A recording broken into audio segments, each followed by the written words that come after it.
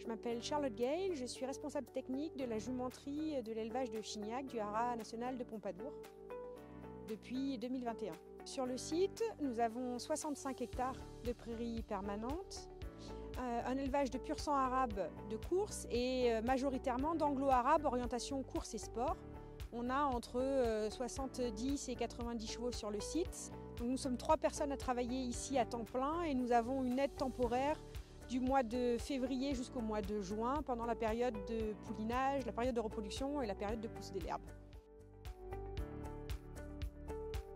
Quand moi je suis arrivée, j'ai trouvé qu'il y avait beaucoup de gaspillage d'herbe.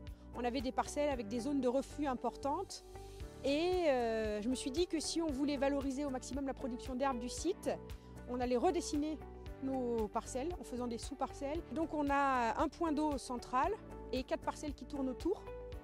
Et c'est devenu du coup hyper facile parce que quand les chevaux comprennent très vite en fait que dès qu'il n'y a plus d'herbe, on passe dans celle d'à côté.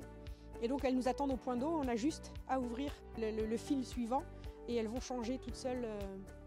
Aujourd'hui, on arrive à maintenir les animaux dans la parcelle de pâturage tournant du 1er avril jusqu'à la fin du mois d'octobre au moins. Mais elles ne restent que sur cette parcelle-là qui avant n'était pâturée que 3 fois dans l'année.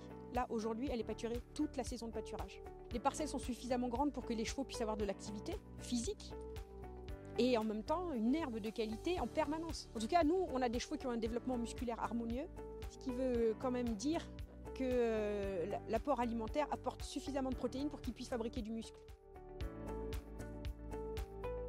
L'objectif, c'est vraiment pas de les laisser raser, parce qu'on sait que derrière, ça aura du mal à repartir. Ça va favoriser en tout cas les mauvaises herbes. Donc on va essayer de sortir vraiment à une hauteur de semelle.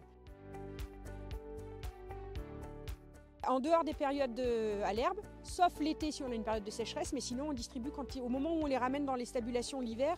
Et on a des stabulations avec des plateformes stabilisées et un nombre de râteliers adéquat en fonction de la taille du troupeau, avec 1 ou 2 qualités de fourrage différents. La première année, on a économisé 30% de concentré sur toute l'année, pour un troupeau de 70 animaux à cette période-là. Ça nous permet d'avoir une meilleure récolte de foin dans le sens où on peut faire de l'enrubané. Quand on rentre dans le pâturage tournant, on sait que la 4e parcelle, elle sera trop haute quand on aura fait la première rotation. Donc la 4e parcelle, elle nous servait jusqu'à maintenant à faire un stock d'herbe sur pied pour faire de l'enrubané précoce. Aujourd'hui, on arrive à faire, alors sur l'ensemble de la structure, on arrive à faire, si les conditions climatiques d'été le permettent, 3 récoltes de fourrage. On arrive à faire un enrubané à 70% de matière sèche, un foin de bonne qualité autour du 15 juin. Et quand on a de la chance, ça fait 2 années sur 3, on arrive à faire un regain, c'est-à-dire un foin de 2e coupe au mois d'août ou au mois de septembre. Et ces 3 qualités de fourrage vont nous permettre d'alimenter toutes nos catégories de troupeaux.